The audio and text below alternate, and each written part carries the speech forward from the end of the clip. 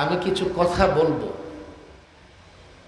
আপনাদেরকে সিদ্ধান্তও দিব না, আপনাদেরকে বাধ্যও করব না। আর বাধ্য করার মতো ক্ষমতা আমার নাই।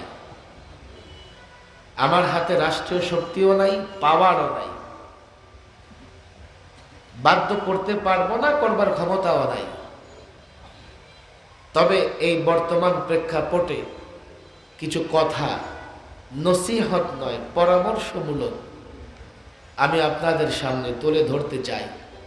বিশেষ করে ওলামায়ে কেরাম এবং ছাত্ররা যারা আমরা আছি, এখন মাদারিসগুলো বন্ধ।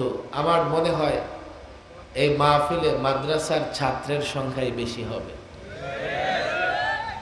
এরপরেও ছোট্ট একটা পরিসংখ্যান আমি দেখি, মাদ্রাসার ছাত্রের বাইরে স্কুলের ছাত্র, কলেজের ছাত্র, সাধারণ মুসল্লি যারা আছি, দয়া করে একটু হাত উঠাই তো দেখি। মাশাআল্লাহ, তাতেও কিন্তু কম না। মাদ্রাসার ছাত্র যারা কাফিয়া জামাতের উপরে পড়াশোনা করে, কাফিয়া বা তার উপরে, তারা হাত তোলেন। মাশাআল্লাহ, তার সংখ্যাও কম না। কাফিয়ার নিচের ছেলেরা আমরা হাত তুলি। মাশাআল্লাহ। তো আমি যা মনে করেছিলাম ছাত্রদের সংখ্যা খুব বেশি একটা হবে না, 50-50। কলেজ, ইউনিভার্সিটি এবং সাধারণ মুসল্লি ছাত্ররা হয়তো সমান সমান হবে। আলেম ওলামারা যেখানে থাকেন, ছাত্ররা যেখানে থাকেন, আমি আমার ব্যথার জায়গা থেকে কিছু কথা বলি। কেননা আমি মনে করি আমি যা অর্জন করেছি বা যে অভিজ্ঞতা আমার অর্জন হয়েছে, আমার যোগ্যতা হয়তো আপনাদের অনেকের চাইতে কম হবে। আমি আকাবিরদের জোতা টেনেছি, আকাবিরদের খেদমত করেছি। নিকট অতীতে যত আকাবির ছিলেন বাংলাদেশে, আমি সবার খেদমত করেছি। এক এক করে এক এক বুজুর্গর নাম আমি বলতে পারব। শেখুল হাদিস আল্লামা আজিজুল হক, এরপরে খতিব ওবায়দুল হক, চিটগংয়ের হারুন ইসলামাবাদী সাহেব, আর আল্লামা মুফতি আমিন রাহিমাহুল্লাহ ছাত্র, লালবাগ জামিয়ার শিক্ষক, মানে ছাত্র মানে খাদেম। এরপরে আবার আত্মীয়তার বন্ধন। আমি হজরতকে ছাত্র হিসেবে দেখেছি, লালবাগের ওস্তাদ হিসেবে দেখেছি, জামাই হিসেবেও দেখেছি, খেদমত করেছি। এমন অনেক বুজুর্গদের খেদমত আমি করেছি। আমি বাংলাদেশের রাজনীতি, বিশেষ করে হেফাজত কেন্দ্রিক বাংলাদেশে যে পরিবর্তন, আল্লামা আহমদ শফি রাহিমাহুল্লাহর খেদমত করার সুযোগ হয়েছে হেফাজত কেন্দ্রিক কাজ করবার কারণে। এরপরে হজরতের পরে আল্লামা জুনায়েদ বাবুনগরী রাহিমাহুল্লাহ, এরপরে এখন যিনি বর্তমানে আমাদের আমির, হেফাজত ইসলামের আমির আল্লামা মুহিবুল্লাহ বাবুনগরী দামাত বারাকাতুহুল আলিয়া, আল্লাহ তাবারক ওয়া তাআলা হযরতের ছায়া আমাদের জন্য দীর্ঘ করে দিন। এই দীর্ঘ বাংলাদেশের আন্দোলন সংগ্রাম, বড়দের জোতা উঠানোর কারণে কিছু বিষয়ে তো আমার অভিজ্ঞতা হয়েছে।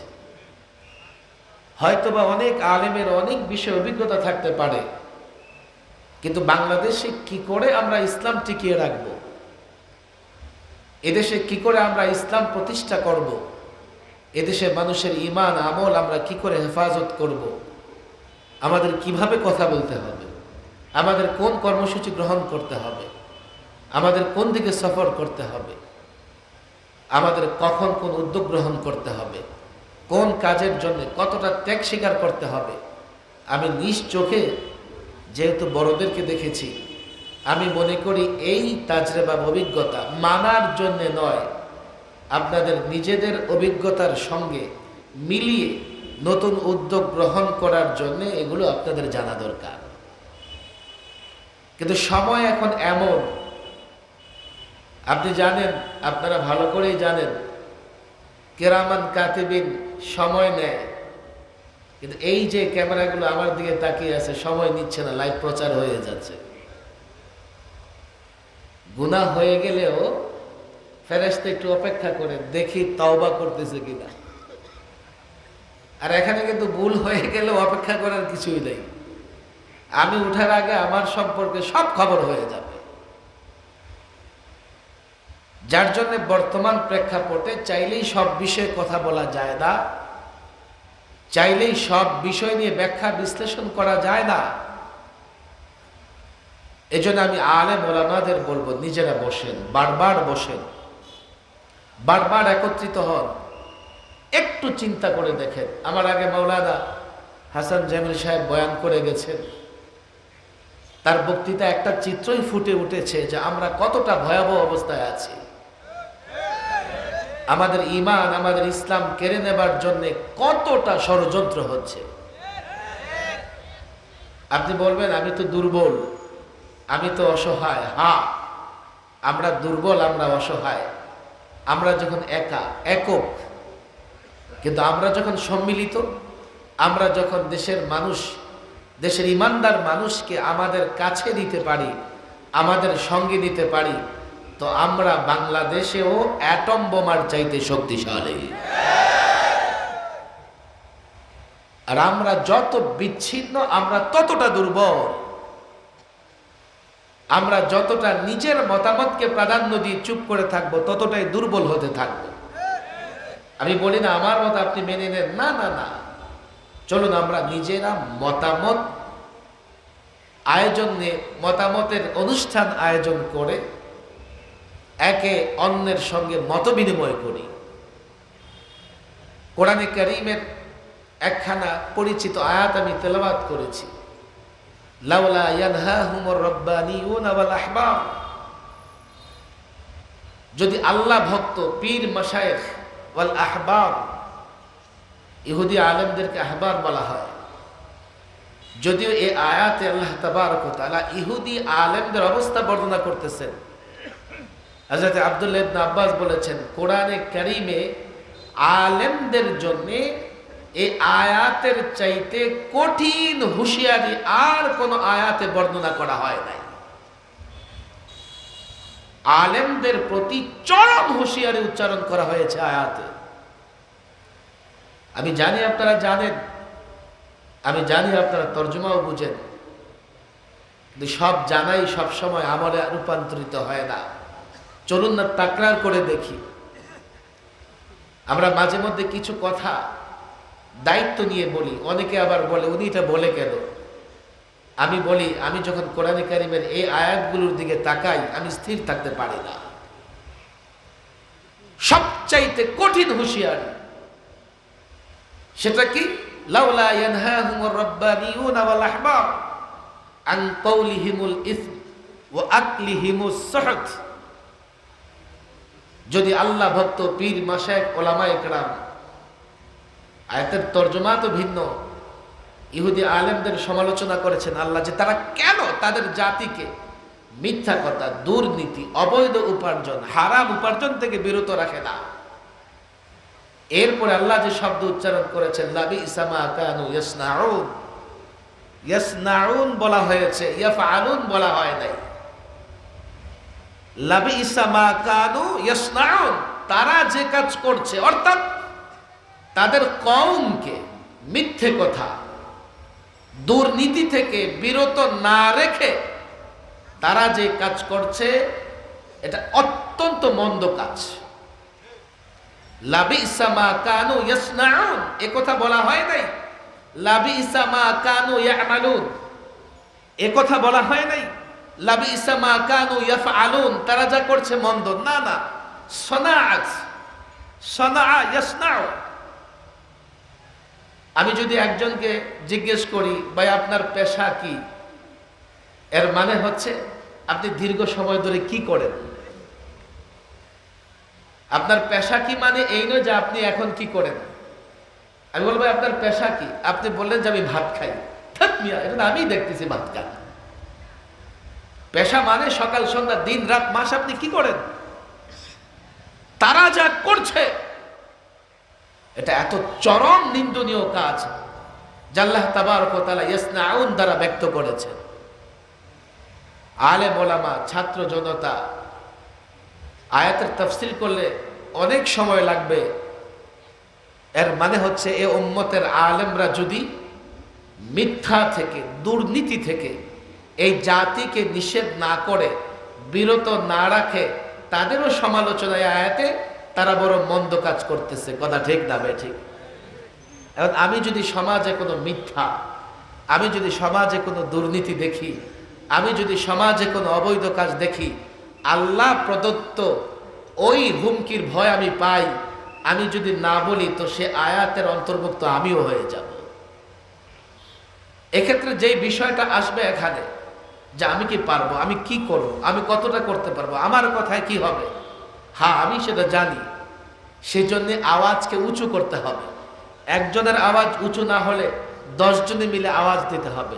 10 জনের আওয়াজ যদি কান পর্যন্ত না পৌঁছে 1000 জন মিলে আওয়াজ দিতে হবে।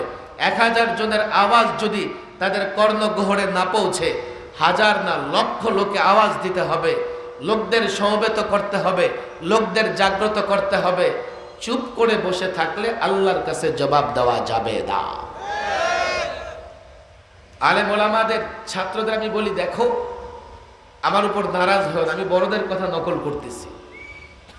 ছাত্রদের বলি, ওলামারা বড় সম্মানের ইজ্জতের ছাত্র, তোমরা যদি আমাকে মহব্বত করো, একটু চিন্তা করে দেখো, গতানুগতিক পড়াশোনা করা, এরপরে শুধুমাত্র একটা ছোট্ট গণ্ডিতে কাজ করে যাওয়া, দিনেরই খেদমত করা, এটা কি যথেষ্ট?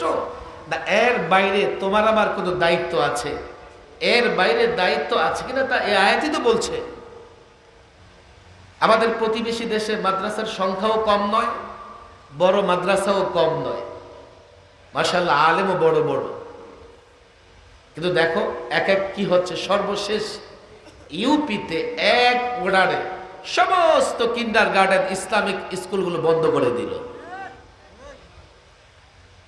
তুমি জানো, আমি আল্লামা মুফতি আমিন রহিমাহুল্লাহর কাছে শুনেছি, বাংলাদেশে এক সময় জুনিয়র মাদ্রাসা ছিল, এক নির্দেশে সমস্ত জুনিয়র মাদ্রাসা বন্ধ।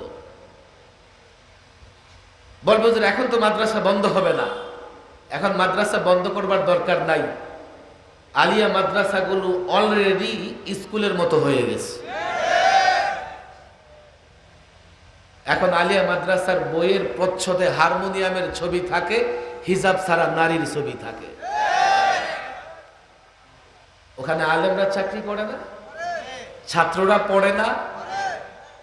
কেন? তাদের ইমান জাগ্রত হয় না। তার টার্গেট ফিক্সড করে নিয়েছে কি, দ্রুত দাখিল পাস করো, আলেম পাস করো, ইউনিভার্সিটিতে ভর্তি হও, চাকরি করো, বাস এটাই দুনিয়া। তাহলে মাদ্রাসায় যাও কেন? কলেজ ইউনিভার্সিটিতে পড়ো। মাদারেসা কওমিয়া, এ নিয়েও ষড়যন্ত্র কম নয়।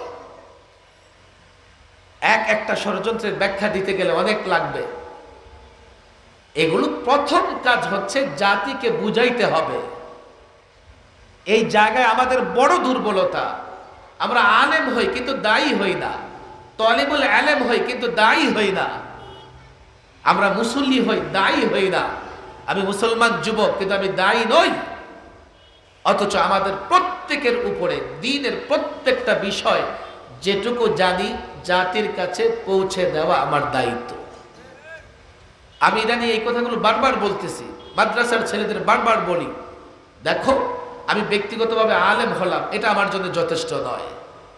আমি যতক্ষণ না আমার ঘর, আমার সমাজ, আমার গ্রামের লোকদেরকে ইসলামের দিকে নিয়ে যেতে পারবো, দাওয়াতি কাজ করা এটা বড়ই অভাব, বড়ই অভাব। দাওয়াতি কাজ করতে গেলে বড় প্রবলেম দেখা দেয় যে কিসের দাওয়াত দিব, কিভাবে দাওয়াত দেব। আমি একটা কথা প্রায় বলি, আপনাদের কষ্ট হচ্ছে না? বাংলাদেশে দাওয়াতের 3টা ময়দান আছে। কয়টা ময়দান? এটা প্রায় বলতেছে। আলহামদুলিল্লাহ, আল্লাহ তাবারক ওয়া তাআলা আমাকে 3 ময়দানে কাজ করার তৌফিক দিয়েছে। এই যে মাহফিলে আমি কথা বলি, আমি কোনো বক্তা নই, বক্তা হওয়ার ইচ্ছাও কোনোদিন নাই। এরপরে চলতে চলতে মাহফিলও করতেছি, এটা একটা দাওয়াতের ময়দান। দ্বিতীয় ময়দান কলেজ ইউনিভার্সিটি, শিক্ষিত সমাজের কাছে দিন পৌঁছানো। আলহামদুলিল্লাহ এটাও যথেষ্ট করেছি আমি। ঢাকার আশেপাশে অনেক কলেজের ছাত্রদের সেমিনার আমি বক্তৃতা করেছি। 3 টেলিভিশন টক শোতে বসে নাস্তিকদের মোকাবেলা করা, আল্লাহ আমাকে সেটাও করার তৌফিক দিয়েছেন। আমি কিসের দাওয়াত দিব, আমার দাওয়াতি কার্যক্রম কিভাবে পরিচালিত হবে, আমাকে তিনও ময়দানে দাওয়াতের কাজ করতে হবে। মাহফিলে আমি যা খুশি বলে যাচ্ছি, কেউ প্রশ্নও করবে না, আমার কথার উপর আপত্তিও দিবে না। আমি স্কুলে গিয়ে যখন বক্তৃতা করি, আমার কথার প্রমাণ চায়, যুক্তি চায়, অনেক ছেলে দাঁড়িয়ে যায়। আবার আমি যখন টেলিভিশন টক শোতে নাস্তিকদের সঙ্গে বিতর্ক করি, তারা শুধু দলিল প্রমাণ চায় এমন না, ইসলামের উপরে নানা অভিযোগ উত্থাপন করে। আমি এটাকে যোগ চ্যালেঞ্জ বলি। কোনো আলেম ছাত্র যদি মনে করে আমি তিনও ময়দানে দ্বীনের দাওয়াতে কাজ করব, তাকে যে কাজটা করতে হবে, দলিল, যুক্তি, সায়েন্স বা বিজ্ঞান, তিনও বিষয় সামনে রেখে দলিল দিয়ে মাহফিলে আলোচনা করা যাবে, যুক্তিও দেওয়া যাবে। স্কুল কলেজে ছেলেরা যুক্তি চাবে, কি আপনার এই কাজ করলে দুনিয়া আখিরাতের ফায়দা কি, আমাকে বুঝান। আর নাস্তিকদের সামনে গেলে অভিযোগ করে বসবে, ইসলামে এই, ইসলামে সেই, এগুলো প্রত্যাখ্যান করে তাদের সামনে ইসলামকে তুলে ধরতে হবে। এই চ্যালেঞ্জ মোকাবেলা করবার জন্য সবার আগে মাদ্রাসার ছেলেদের প্রস্তুত হতে হবে। আমরা কি প্রস্তুত এই যোগের চ্যালেঞ্জ মোকাবেলা করায়? আমরা প্রস্তুত না। আমি জানি ছেলেদের মেজাজ আছে, আমরা প্রস্তুত নই। গতানুগতিক একটা শিক্ষা ব্যবস্থা আমরা প্রবেশ করেছি। ওলামাদের বলি নারাজ হবেন না, গতানুগতিক একটা শিক্ষা ব্যবস্থায়, যার জন্য আজকে দেখবেন আমি যতটা না ইসলামের প্রতি লোকদের আকৃষ্ট করতে পারতেছি, ইসলামের বিরুদ্ধে নাস্তিকরা তার চাইতে বেশি বিশুদ্ধার করে যাচ্ছে।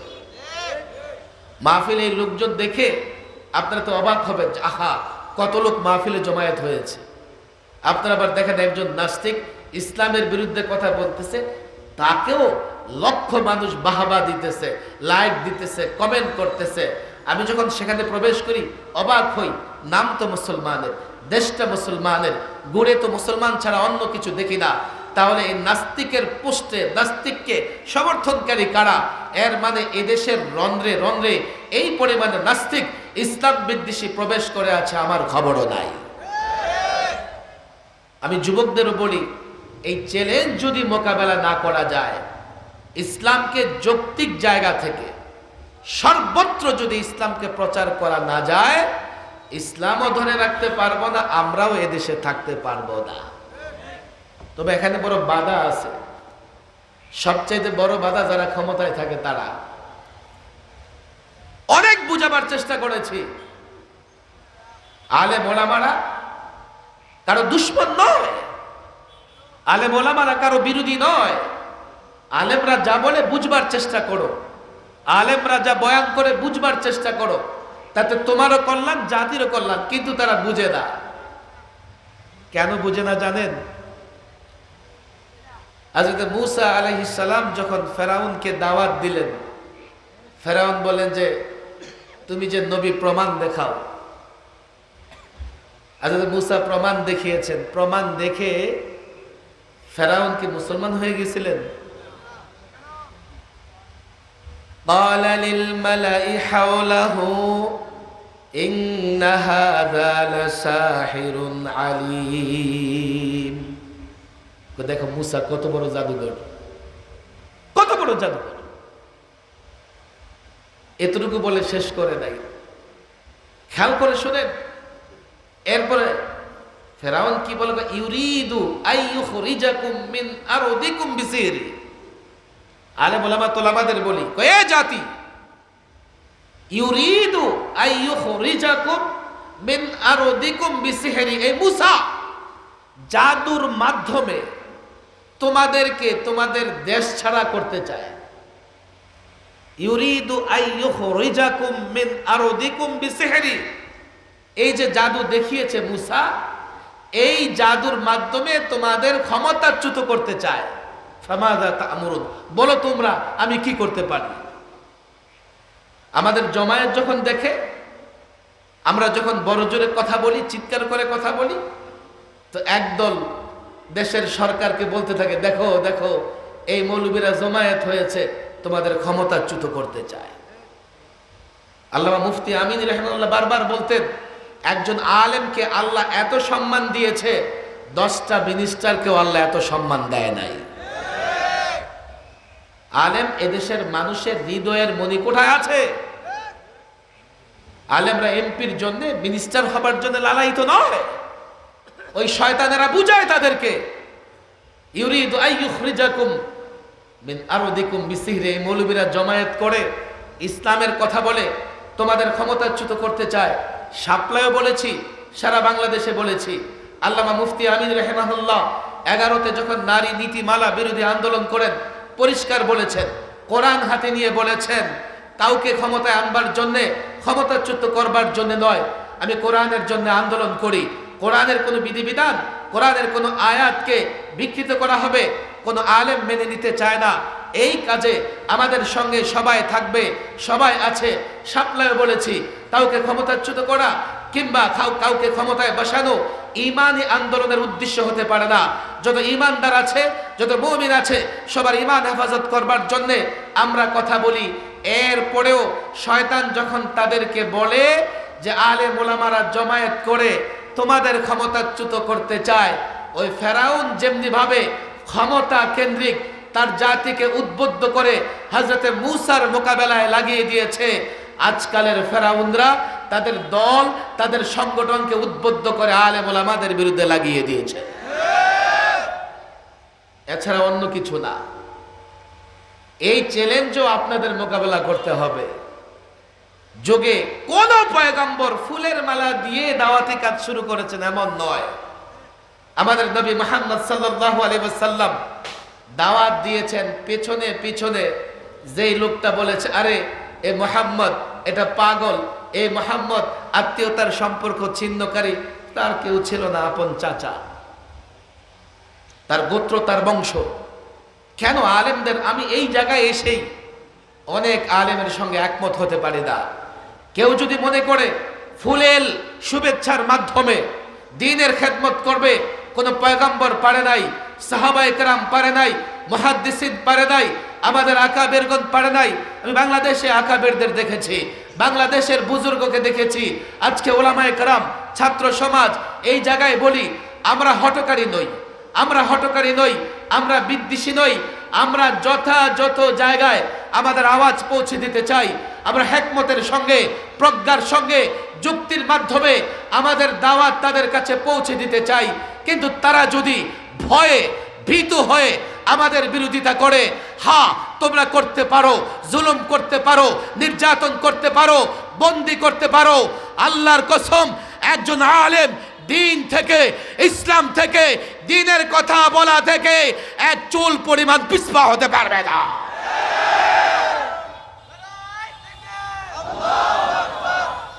দুটা কথা আমি বলেছি, মনে রাখবেন, আপনাদের কষ্ট দিব না।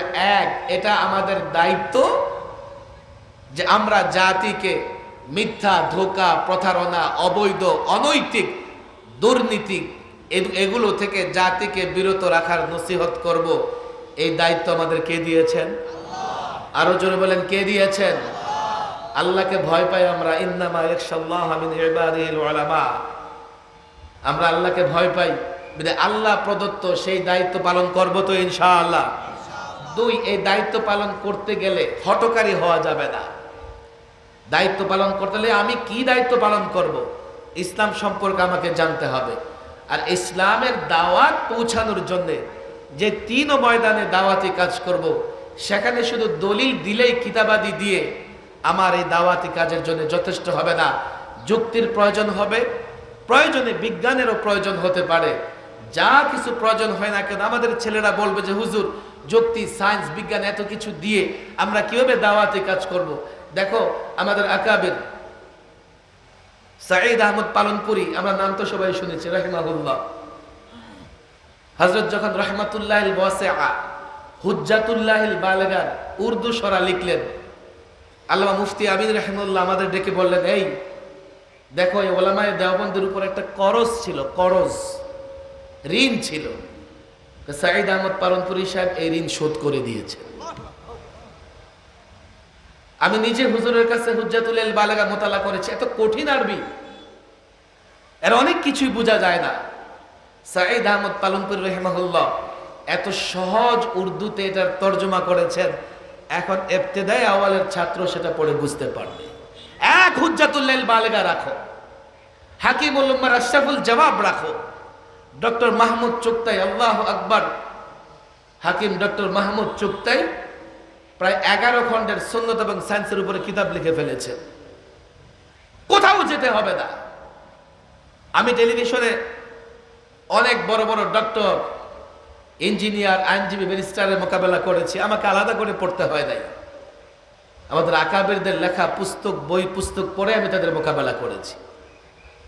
আমাদের আছে সব, কিন্তু এখনকার ছেলেদের দাওয়াতি কাজে কোনো প্রস্তুতি নাই। আমি বক্তৃতা করব, আমি আবেগ ছড়িয়ে দেব, সব ঠিক আছে, কিন্তু ইসলাম রক্ষার জন্য দাওয়াতি কাজের কোনো বিকল্প নাই। আমরা দাওয়াতি কাজ না করলে এই সমাজ আমরা তৈরি করতে পারবো না, আমাদের সামাজিক শক্তি বৃদ্ধি পাবে না। এই জন্য আমি বলি আলেম ওলামা ছাত্রদেরকে, দেখো আমি বড় ব্যথার জায়গা থেকে তোমাদের বলতেছি, দাওয়াতি কাজের প্রস্তুতি নাও। প্রত্যেকে দায়ী হও, দায়ী হও। তুমি মনে করতে পারো দায়ী হলেই নিরাপদে দাওয়াতি কাজ করবে, না না না। ইবলিস ক্ষমতা কেন্দ্রিক, তার জাতিকে হয়তো বা কি করবে, উদ্বুদ্ধ করবে যে এই মৌলবী চ্যালেঞ্জ, এই মৌলবী চ্যালেঞ্জ, বিপদ আসবে। আমরা নবীদের সুন্নাহ অনুসরণ করব, বিপদে পড়েও আমরা দাওয়াতি কাজ ছাড়বো না। পাক্কা ওয়াদা করবো তো ইনশাআল্লাহ? লম্বা করে ছাত্রদের আমি হাত দেখতে চাই, প্রত্যেকে দায়ী হব ইনশাআল্লাহ। আমাদের মুসল্লি ভাইরা হাত উঠান, হাত উঠান লম্বা করে, যুবকরা হাত উঠান। আমরা প্রত্যেকে দায়ী হব তো ইনশাআল্লাহ? প্রত্যেকে দায়ী হব তো ইনশাআল্লাহ? ইসলামের দাওয়াত দেব। কিসের দাওয়াত? আরো জোরে, কিসের দাওয়াত? কিসের দাওয়াত দেব? জোরে বলি, কিসের দাওয়াত? পূর্ণাঙ্গ দিন, পূর্ণাঙ্গ ইসলামের দাওয়াত দিব তো ইনশাআল্লাহ? পূর্ণাঙ্গ ইসলামের দাওয়াত দিব তো ইনশাআল্লাহ? আমি এই অনুরোধ করি ওলামাদেরকে, আমি বড়ুয়ার ওলামাদের বলি, আপনারা মাশাআল্লাহ, আমি হুররা মাদ্রাসায়, তো হুজুরের মাদ্রাসা আসছিলাম, অনেক আলেম জমা হয়েছে, আমি সেখানেও বলেছি, আমি যে দেয়ালের উপাশে অন্ধকার দেখতেছি, আমি এই কথাটাই বলি, দেখেন আমি এতটুকু বড়দের জোতা টেনে আমি দেখেছি, এখনো যদি আমরা সতর্ক না হই, দেখেন 10টা গাঞ্জুটি একসঙ্গে বসে গাঞ্জা টানে, কথা ঠিক না বেঠিক? কিন্তু আমরা 10 জন আলেম কিন্তু একসঙ্গে রাস্তায়ও চলতে পারি না। আশ্চর্যের বিষয় হলো এটা, এই সমাজে ভালো লোকের সংখ্যা বেশি না মন্দ লোকের সংখ্যা বেশি? ভালো লোকের। আপনি আপনার গ্রামে দেখেন মন্দ লোক, গাঞ্জুটির সংখ্যা হাতে গোনা কয়জন হবে? ভালো যুবকদের বেশি। লোকেরা বলে মন্দ মানুষের কারণে সমাজ নষ্ট হয়, আমি বলি সমাজ নষ্ট হয় ভালো মানুষের নীরবতায়। গাঞ্জুটি 10টা একসঙ্গে গাঞ্জা টানে, আর ভালো মানুষগুলো একসঙ্গে বসতেও পারে না। ছাত্রদের বলবো, তোমরা পারো এই জাতিকে নেতৃত্ব দিতে, তোমরা যুবকদের ধরে ধরে মসজিদ ভিত্তিক, আমি কাউকে মারধর করতে, ভাঙচুর করতে, হুমকি হামলা করতে বলি না, শুধু ভালো মানুষগুলো যদি একসঙ্গে চলে, এলাকায় মন্দ মানুষ থাকতে পারবে না। আমরা ভালো মানুষগুলো বিচ্ছিন্ন, এক হব মসজিদ কেন্দ্রিক। মসজিদ কেন্দ্রিক যদি এক না হয়, আমি কিন্তু দেয়ালের এপারে অন্ধকার দেখতে পাচ্ছি, দ্রুত এই সমাজ ব্যবস্থা আমাদের হাতছাড়া হয়ে যাচ্ছে, আমরা সামাজিকভাবে দুর্বল হয়ে যাচ্ছি, আমরা ইসলামের বিধিবিধানগুলো পরিপূর্ণ ব্যাখ্যা করতে পারতেছি না। এখনই যদি আমরা দাওয়াতি কাজে মেহনত না করি, আমরা কিন্তু সমাজকে ধরে রাখতে পারবো না।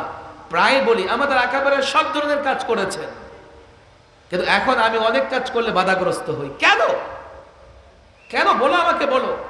বলবো যে কে বলেছে? আমরা তো সব কথা বলি।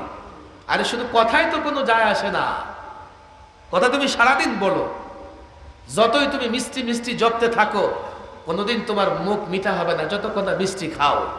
কথাটাকে কাজে পরিণত করার দরকার আছে না নাই? আমি ব্যাপকভাবে ওলামাদের হাতে পায়ে ধরে বলি, প্রত্যেক ছাত্র দায়ী হবে, প্রত্যেক মহল্লায় সে দাওয়াতি কাজ করবে। দাওয়াতি কাজ করবে ইসলামের। কিসের? বলেন কিসের? আরো জোরে বলেন কিসের?